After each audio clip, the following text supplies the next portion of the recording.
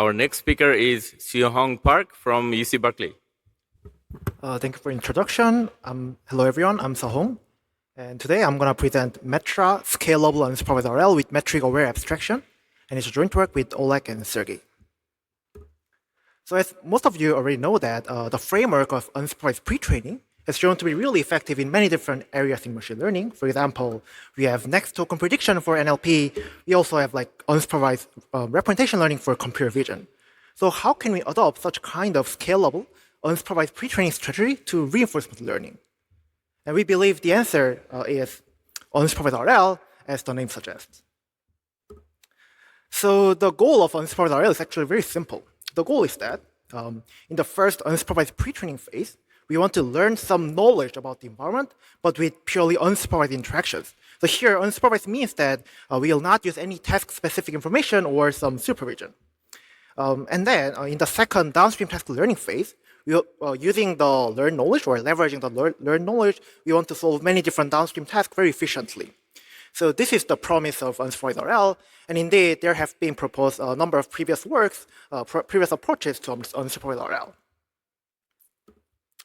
But in this work, we would argue that maybe such kind of prior unsupervised RL method might fail to scale when it comes to very complex or very environments with very large state space. So in order to see why this is the case, let me first categorize existing unsupervised RL method into two different groups. The first group is pure exploration approaches like R&D, ICM, or APT. Their goal is very simple. Their goal is just to cover the entire state space as much as possible so that you can get really nice exploratory policy or exploratory data. But they have a significant limitation, which is that they have limited scalability. This is not surprising because, in very complex environments, it's just impossible to fully cover every possible state because there could be so many possible states in certain environment. It's not just for complex environments. Even in relatively simple state-based Mujoko ant or Hafchira environment, it's actually really difficult to fully cover every possible state. So for example, if you just train R&D on ant without any reward or without any supervision, then these are the behaviors we get, where you can see that the behaviors are very random and chaotic. And this is not surprising because there are so many, almost infinitely many possible combinations of joint angles, velocities, and positions. So it's just practically impossible to cover all of them. So as a result, we can get such kind of very chaotic behaviors just to seek again and again new kind of states. And this is the same for even two-dimensional Hafchira environment as well. So that's kind of the reason why we believe prior pure expression approaches might fail to scale in complex environments. The other line of research is unsupervised skill discovery, which includes Dian, DET, or CIC, or something like that. And their goal is pretty different from the previous group. The goal of unsupervised skill discovery is to learn diverse behaviors without any reward function, without any supervision. So usually here, a skill is defined by a latent vector z, which is sampled from a prior distribution, P of z, which could be something like a two-dimensional Gaussian distribution. And then we have a skill condition policy, pi a given s comma z. So we want to have diverse behaviors according to different z's. And the most common approach to unsupervised skill discovery is to maximize the mutual information between states and skills, or MI, or ISZ. And the picture is something like this, where we have the skill space and we have a state space, and we want to set up a one-to-one mapping between Z and S such that different Z's lead to different states or different behaviors. And this is reasonable, but again, we believe these approaches also may have some limitation, which is the fact that kind of in contrast to pure expression approaches, they only care about distinguishability, and there is no incentive to maximize state coverage with this mutual information objective. And this is due to the fact that MI is always invariant to scaling. So for example, here, I'm showing a two-dimensional example of skills, where because MI is always invariant to scaling, these two skill sets have the exactly same MI, which means that there is no incentive for the agent to prefer the right one, even though the right one has larger state coverage. So it is possible to fully maximize MI even with very, very limited state coverage. So that's why it might not lead to pretty desirable behaviors. And indeed, if you just train, for example, Dian on Mujoko ant environment, which is another like state-based environment with mutual information objective, then these are the skills we got. And these are actually videos. They are very static behaviors. And we can see that the skills are very static and simple because there is no incentive to maximize state coverage. So to summarize, mutual information objective finds any mapping between Z and S, and it is always agnostic to state coverage. On the other hand, previous pure exploration method only maximize state coverage, and it is not scalable to complex environments because it's often not possible to fully cover the state space. So how can we do truly scalable unsupervised RL? In this work, we propose a new objective or new desideratum for truly scalable unsupervised RL. Our desideratum is actually pretty simple. What we are doing is that instead of covering every possible state, we want to learn a small set of behaviors or a tractable set of behaviors, but we want to make sure that these behaviors can collectively cover the state space as much as possible. So that even in very complex environments, because we are not trying to fully cover every possible state, it can be scalable.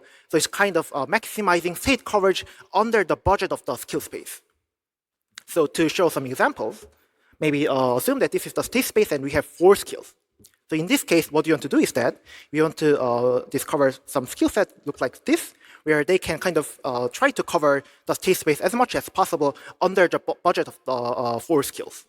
And this is in contrast to previous mutual information objective, which kind of does not have incentive to maximize state coverage. If you have more skills or more budgets, then actually we can fill in the unexplored region in the state space looks like this. If you have 1-dimensional skill space, then maybe this is what you want to get. If you have a 2-dimensional skill space, then now our budget is enough, so maybe in that case we can fully cover the state space. So that's our desiderata. And in this work, we propose a new objective that satisfies the aforementioned desideratum, which looks like this. And this is the vector sign distance between PSC and PSPZ, where PSC is a joint distribution of states and skills. And this is also called the vector sign dependency measure between states and skills. So let me intuitively explain this objective. So I think maybe a keen audience might notice that the new objective might look similar to previous mutual information objective, where it uses KL divergence instead of vector sign distance. But here, there is one issue with the KL divergence, which is the fact that it is always distance agnostic, which means that it is agnostic to underlying distance metric of the state space. And as a result, if you look at the first equality, even though we have different distances between these 2 peaks on the left-hand side and the distance between 2 peaks on the right-hand side, they have the exactly same KL divergence. And that's the main reason behind the undesirable invariance of scale, as you can see on the right side of the above figure. But if we use vector sign distance instead of KL divergence, then actually it's a distance-aware quantity. So it prefers the right one to the left one because it anyway tries to maximize some coverage over the state space under some distance metric. And that's exactly what you want to achieve. So to illustrate this, MI objective, or mutual information, finds any mapping between Z and S, and is agnostic to state coverage. And pure expression method only maximizes state coverage. But our vector setting dependency measure objective finds the largest mapping under the capacity of Z, and that's, we think, the reason why we think this is scalable unsupervised RL objective. And in this work, we show some way to optimize the aforementioned objective in a tractable way, because this WDM objective is generally intractable. So we show that in the paper, this is actually equivalent to the following tractable objective with additional representation function phi, which maps from the state space to the latent skill space. And let me intuitively explain this objective. So this is our final objective. And if you look at the constraint, what it's doing is that it's constraining the distance between phi s and phi s prime to adjacent representations to be less than or equal to 1. And this means that phi is intuitively a temporal distance preserving mapping from the state space to the latent space. So it maps temporally similar states to spatially similar latent states. And then on top of the learned latent space, we are maximizing the following directional reward for every single Z. And this means that we are learning to move in every direction in the latent space, and then this leads to some approximate coverage of the state space because these 2 states are somehow connected. So that's the intuition behind our method, and based on this intuition, we call our method metric aware abstraction, or METRA. We evaluated our method and previous unsupervised RL method on first pixel-based quadruped environment. And just to note, this is fully unsupervised, so there's no prior knowledge, no early termination, no reward function, no supervision, and it's purely pixel-based. So it is a pretty challenging environment. If we train a previous mutual information objective like Diane, then these behaviors are what we get, where not surprisingly, because there is no incentive to maximize state coverage, the behaviors look like very behaviors are very static and simple. If we train previous exploration method, then these are what we get, where we can see that the behaviors are very chaotic and random because there are so many possible combinations of joint angles and positions and velocities, and it's maybe infeasible to cover all of them in a finite number of time. If we train our method METRA with 16 skills, then these are what we get, where we can see that these 16 behaviors collectively cover the state space as much as possible by moving in specific directions in a very consistent way. And in addition, if you look at the bottom right figure, it also additionally discovers some interesting taking some poster skills that take some poster in place so that you can maximize diversity as well. METRA also works with continuous skill space as well, like 4-dimensional skills, and the results are pretty similar.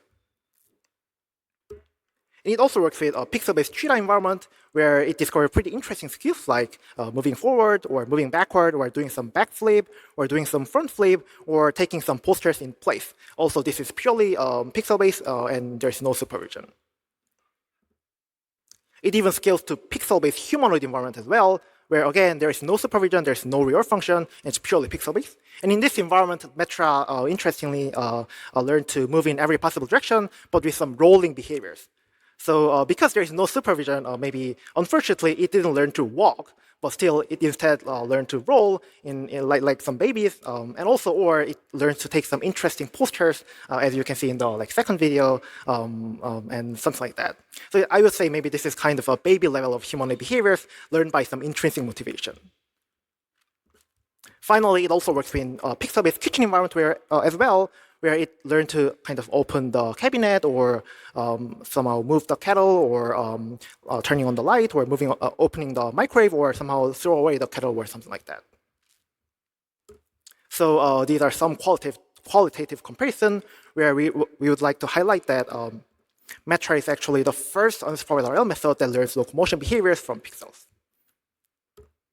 And finally, we quantitatively show that the skills learned by METRA are useful for downstream tasks as well, as you can see in these plots where METRA achieved the best performance across the board on these kind of 5 different challenging downstream tasks by using skills in a hierarchical manner. Takeaways. So maybe this is the main message. For truly scalable unsupervised RL, I think maybe we might need a completely different approach from previous pure exploration or mutual information skill discovery. And then in this work, we show that by using the idea of metric-aware abstraction, it can be the first unsupervised RL method that learns locomotion behaviors purely from pixels without any supervision. So yeah, please visit our project website for videos or code. And also our poster session is just right after this oral session, starting in 4:30. And thank you very much for listening. Thank you.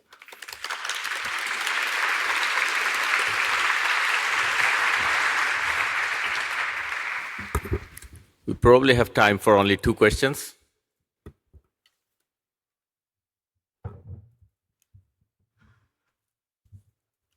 Hi, thanks for the nice talk. So have you done any work, or can you give any intuition for combining this with a reward function? So here you assume no reward function, but if you have one, could you use this to learn to solve one task optimally in a number of different ways? Yeah, that's a really good question. So in this work, we assume that we don't have any reward function, so it's purely unsupervised. But I think it's also possible that, for example, we can maximize diversity under the constraint that we need to achieve some return that is above some value. So I think we can formulate that in a constraint optimization problem, and I think it's possible. So I think it can be pretty interesting follow-up to this purely unsupervised approach. Yeah. Cool. Thanks. Thank you. One last question. Hi, thank you for the very interesting talk. I might have missed something, but how do you get from the Wasserstein measure to the tractable one, and what do you lose by getting a tractable formula? Yeah, actually, I skipped like the intermediate steps in this talk, so it's a little bit technical to explain just here due to some technicalities. So talk yeah, after, please, yeah, maybe we can talk in offline, or maybe please check our paper. And thank you for the question. Yeah.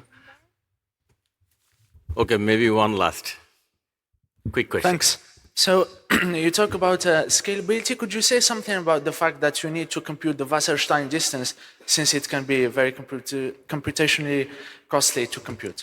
Right. So I think originally, like usually, Wasserstein distances are really hard to compute. But actually, in this paper, we show that the original Wasserstein dependency measure objective is actually equivalent to some tractable another objective, so that we can avoid direct computation of Wasserstein distances. So yeah, that's like how we deal with that kind of problem. Thank you. Yeah. Okay, let's thank our speaker again.